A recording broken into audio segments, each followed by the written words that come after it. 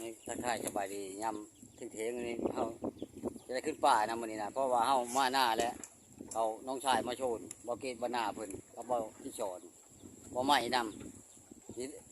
โชนไปป่าเฮาจะได้ขึ้นป่าก่อนบัดนี้นี่เขาบ่เกตบ่หน้าถอยมาไปป่าไปอะไรกันเถอะจะเอาไปป่ามาอ้อนเราพระเจ้าดาสิเก็บมันกระบกไปเฮ็ดกลับก่อนบ่เฮ็ดเยอะกลับเก็บไปนี่เฮ็ดเยอะกลับไปแล้วบ่มีเยอะกลับเลยที่มันกระบกแล้วเก็บเฮ็ดเยอะกลับเอา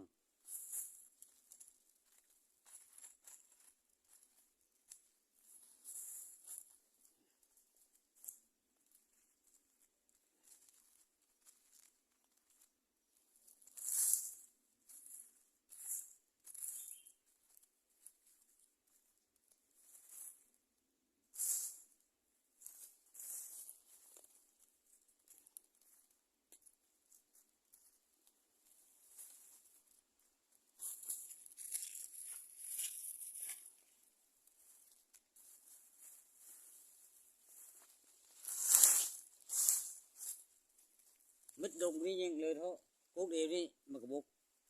หมูฮบกินมาละ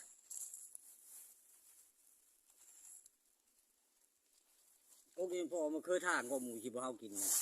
เริ่มย่างอยู่ถ้ามันไก่ทางมันก็มดคือการโกงนี่กัน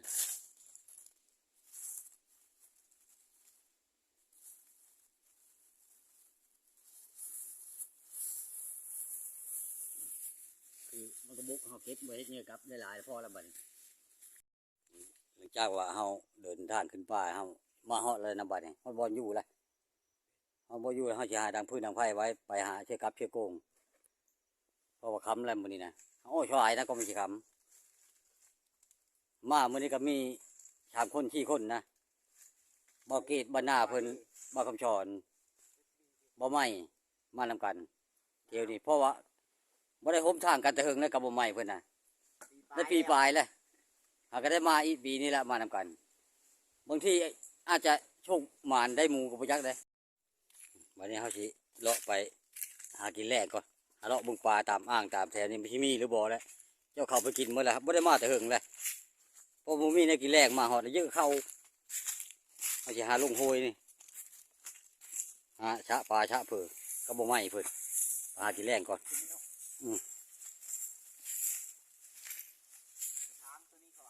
เจ้าเลยบ่ไหม้เพิ่นก็ถือไปชามไปช้าถ้ามีว่างอ่างน้ำมันสิหลายแล้วเฮาสิใช้หม้องไล่หม้องเอาพอหม้องเฮาถือไปนำ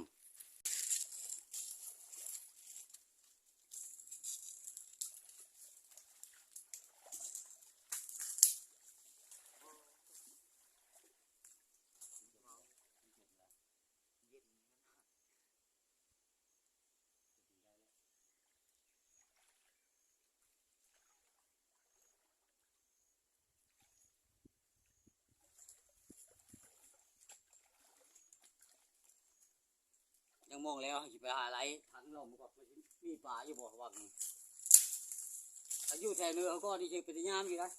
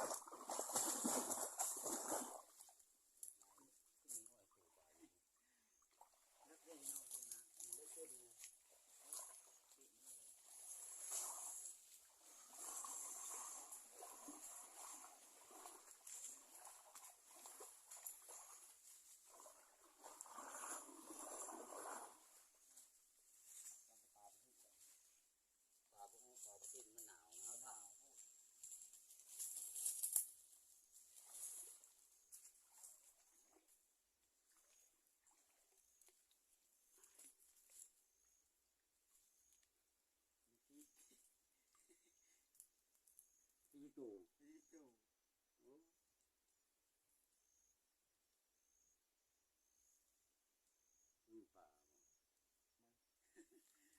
บ่ติดตัวปลานะบ่มีปลาบ่ถืออีกตัวเลย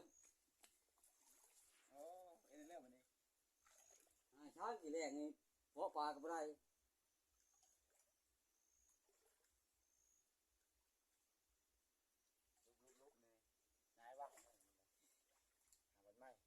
เลาะขึ้นข้างเหนือพวก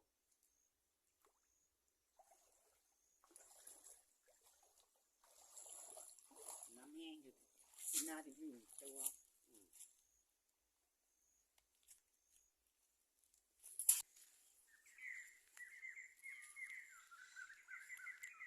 นกหลากเป็นห้องนอนจำคำมันหาบ่นอนเลยเพราะว่ามันลงมากินน้ำพบเฮาบินขึ้นไปห้องอยู่แซวหลางสิ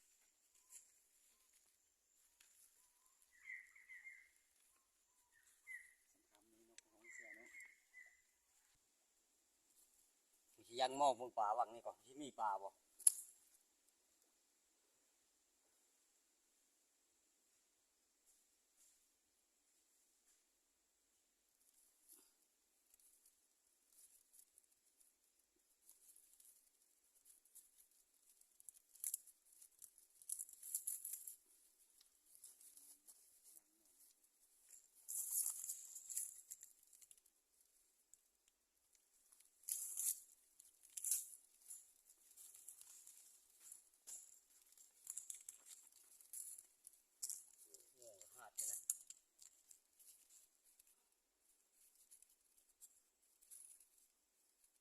จะได้กินอยู่บ่มันนี่เนาะ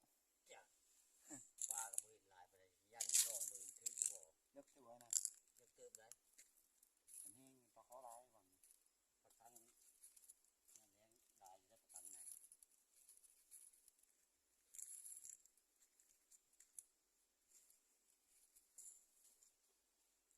ตุ่มมองใส่กระถือเนาะ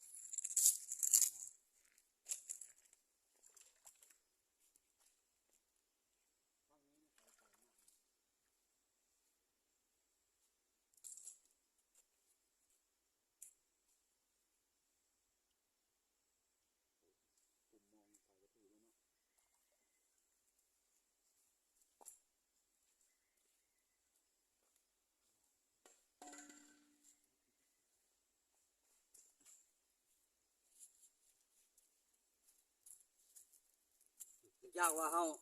พุ่มมองยายมองแล้วละคือว่าเห็นถืออยู่นะจริงมันนำอยู่จะน้อยเฮาสิกู้เบิ่งเท้ามันจะก่อน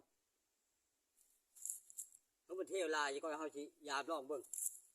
เพราะว่าเห็นอยู่มันถือน่ะ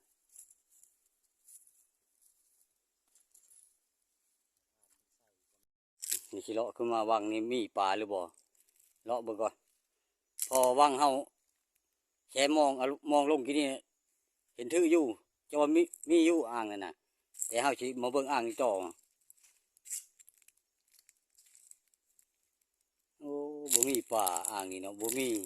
แต่ถ้ามันมีนี่เห็นแล้วลงอยู่แช่อันนี้บ่มีปลาอ่างนี่แต่มีปลาอ่างเดียวบ่เอาเชื่อมองนั่นแหละบ่เฮาที่เชื่อมองปลาไว้ที่นี่บ่ไม่ไปนั่งเผาเบิ่งอยู่เห็นบ่ถืออยู่บ่พอได้กินอยู่บ่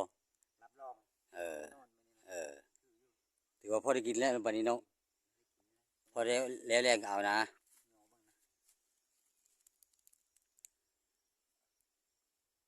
นะ ปลาชิวใหญ่เลยทุกคนเนี่ยฮะถือเลย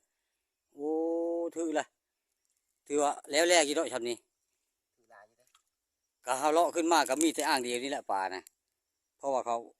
เอาเมื่อไรตัวนี้เขาสิเอาคือเขาบัดนี้ เป็นเอา อืม เป็นเอา เป็นกันเอาเขาเอามือก่อนเขาเอาตามทีหลังเพอมองเขาถือมาเรียบร้อยนะ แล้วนั้น นั่นแหละปลาก็เห็นถืออยู่นะเพราะว่าเขานั่งท่าเอาโมแม่นได้สิลงไปไหลบ่ได้หนาวชื่อแล้วแล้วนั่งชอบเบิ่งนั่งท่าอยู่เทิงพี่ท่าให้มันถือเขาจะกู้เอามือเฮ็ดกินแมลงตอนแรกนี่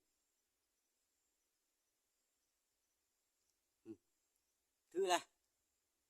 ถือชงชามตัวแล้วเห็นลายแล้วปลาดุกบอลมีมันปลาดุกอยู่นี่นะเพราะว่าปลาดุกเป็นเพชรเขาบ่เอาตัวน่ะเจ็บแต่นายพ่ายมานาบริยานอย่างหมดยานแต่ปลาดุกลูกเดียวเคยเป็นคนชันนี่ทำยานตีต่อไหมเท่านั้น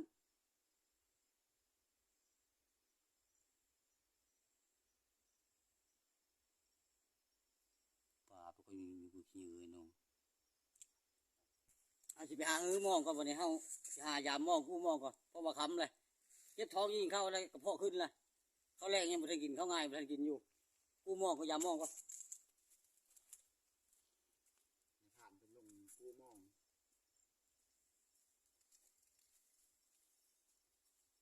ปลาหรือบ่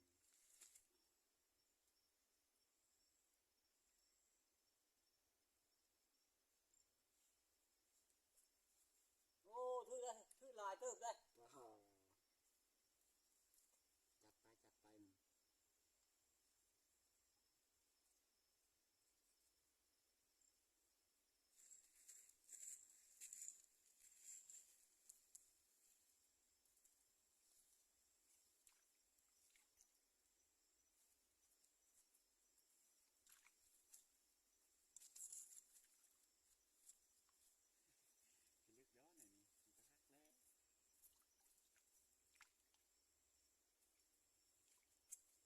มันก็ฮักแล้ว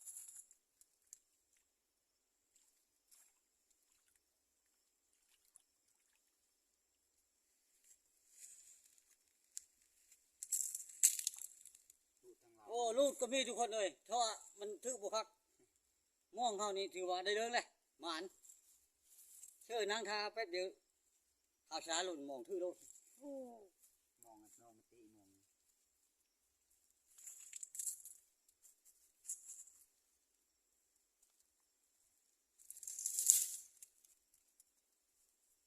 กินมัน อืม วังเดียวนึง คือว่าปลาเฮาใช่มองว่างเดียวนึงนี่คือหลายชุมคนนะพอได้กินนะเอาชิมือหากินแรงก่อนมือปิดอยู่บ่อนทำเลย ประยุกต์ก็มิ่งลายเนาะ มีปลาดุกบอลเชียวนะ อย่าหาเหมียวเฮมาดิ เฮ้ถึงงมไม่ได้งมติดอย่าปลาดุกคล้องก่อน มาเมื่อนาวถึงเฮมาเลย ปลาชิวยังบางๆตื้อเหมือนอ่างนี่เลยปลากัดน้อยปลาดุกน้อยนะเขาที่จอดกับบาเกตบานาเพิ่นได้ติดปิดป่าปิดป่ามองเฮ็ดกินแรง ผมก็ตายเติบได้ มาได้เรียนเราวันนี้ได้ เออ เขาถามกัน เนี่ยเด้อ ถามหามาก็เขาจะก้อยป่าเห็นปลาชิวงามเขาจะก้อยนะ นั่นละ มาสิไปจัดเอามา อันนี้ก็บ่ใหม่เพิ่นช่วยเขาเพราะว่าเขามาแล้วลืมดึงเขาลืมมาเข้าคำดึงเข้ามืดเขาแรกยังทันกินอยู่ปลาที่เขามาหาได้ก็เขากำลังเฮ็ดกินในนี้ช่วยเขาละ ช่วยกัน พวกนี้ลายดีกว่าอะไรทางเมืองนะเดี๋ยวถูกไปลงทางนะ เมื่อกี้บรรณาไปแกงปลาชิวเพราะว่าเขาไปไหลมองกับบ่ใหม่เพิ่นมื้อแรกนี่นะสิมาเฮ็ดกินแรงแล้วบัดนี้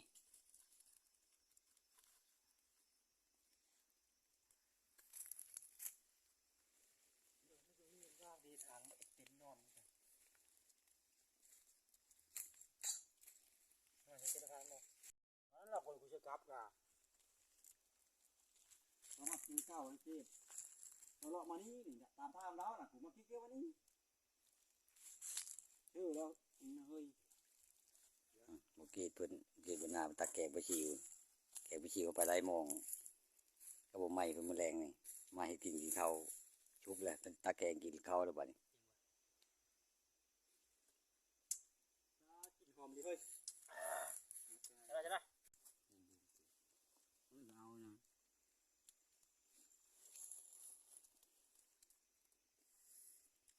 มาเด้อทุกคนเด้อกินข้าวได้เราดิโซ่ เขาแรกมันเดียว ใช่ต้องดีนะ โอ้ไม่ต้องทำเลย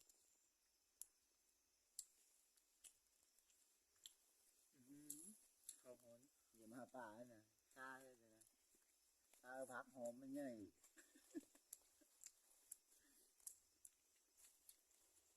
ให้กินทวีทางมันดิเซ่ เขาแรงกันแล้วทุกคนเลยบ่มีแนวกินปลาชิวเฮาไปไหลมองเอามื้ออย่าคำแล้วกับบ่ใหม่เพิ่นก็ได้กินแรง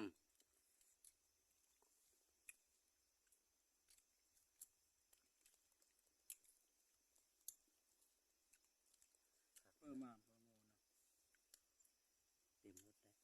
ลย ก็เฮาได้กินข้าวกินน้ำยาแล้วได้ปีคลิปนี้ไว้ขอขอบคุณขอบใจที่ตามนะครับชมคลิปหน้าพบกันใหม่